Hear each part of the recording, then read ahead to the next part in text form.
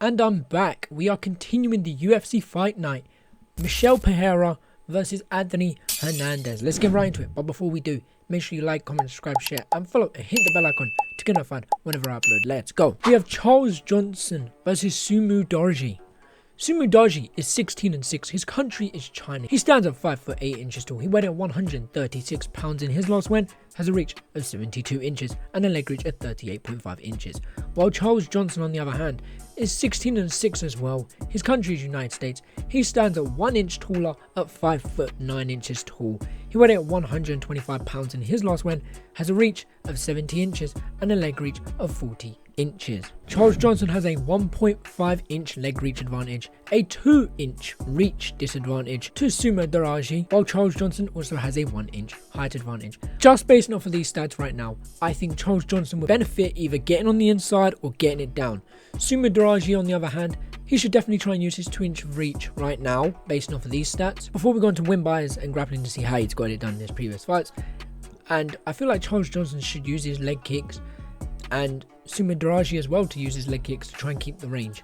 But let's move on to win buys to see how they've got it done in previous fights. With 81% of Sumudaerji's fights coming by KO or TKO, 6% of them are by submission and 13% by decision, with an average fight time sitting around 9 minutes and a knockdown average of 1. While Charles Johnson, on the other hand, has a 44% KO TKO, 19% submission and a 38% decision, with an average fight time sitting around 13 minutes and a knockdown average of 0. Basing us off of these stats, Sumudaerji needs to keep it on the feet.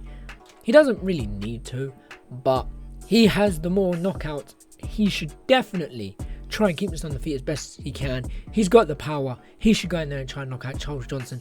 Charles Johnson, he has a 44% KO and TKO. It's not bad, but I believe that against someone like Sumudaerji, whose most of his wins are come by knockout, you definitely want to try and get into your range and not stay at their range. You want to try and avoid getting strike as best as possible. So I believe that the highest submission percentage is going to go in your favor, and you should try and get in range, use your elbows, use your knees, and try and get this down.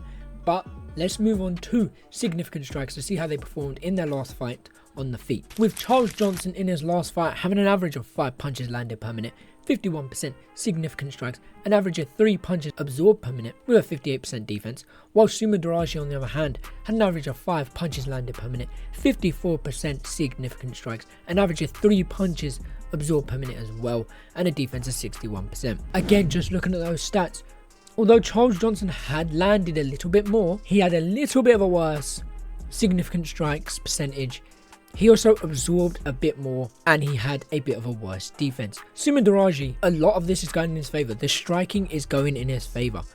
Sure, Charles Johnson landed a little bit more than he did, but that just shows that Sumudaerji doesn't need to land much. He has the power to just put you out. So Charles Johnson, in my opinion, needs to be very careful and stay far away from that backhand, or whatever punch Sumudaerji uses as his main weapon to knock someone out. He's got to stay far away from it. But now let's move on to grappling to see if it does go down, who benefits, just based off their last fight. With Charles Johnson having an average of 0 takedowns, 20% takedown accuracy, 66% takedown defense, with an average of 1 submission, while Sumudaerji, on the other hand, had an average of 0 takedowns as well, a 100% takedown accuracy, a 66% takedown defense, and a submission average of 1 as well. Wow, this fight looks a bit difficult to be for Charles Johnson. A 66% takedown defense for them both, but Sumudaerji getting a 100% takedown accuracy, while Charles Johnson only got 20%. That's not a good look for Charles Johnson. He needs to probably get this down, in my opinion, basing it off of the stats. But basing off of those stats, is he going to be good enough to keep Sumudaerji on the ground? Is he going to be able to take him down? Sumudaerji, they both have they have better than average defense, right? They have better than average takedown defense. And I believe that it could be a chess match when they get in the clinch. Sumudaerji did have a 100% takedown accuracy. Now, I don't know how bad his opponent was at grappling, but if Charles Johnson is not awake and not aware of what is going on around him, he's going to get taken down. So he needs to stay in that moment, try and not get taken down, try and avoid getting taken down at all costs, and he needs to get the takedowns. I don't believe he can win by striking. I think if he gets caught with a clean shot, it's over. But how do I feel out of all of the stats put together. Charles Johnson needs to get it down. Sumudaerji, maybe take it down to get control. Maybe if you get hurt. But Charles Johnson, you really want to keep this down. You want to get this down. You want to keep it down. Sumudaerji, just keep it on the feet. Just strike. Eventually that one shot could land. Or maybe you set it up with a combination. Or maybe you do something fantastic. I don't know how it goes. But that's just my thoughts and my opinions. What do you guys think? Who do you think wins and how do you think they win? Apart from that, this sounds like it's going to be a very interesting fight and a very exciting fight. But I will catch you in a bit. Take care and peace.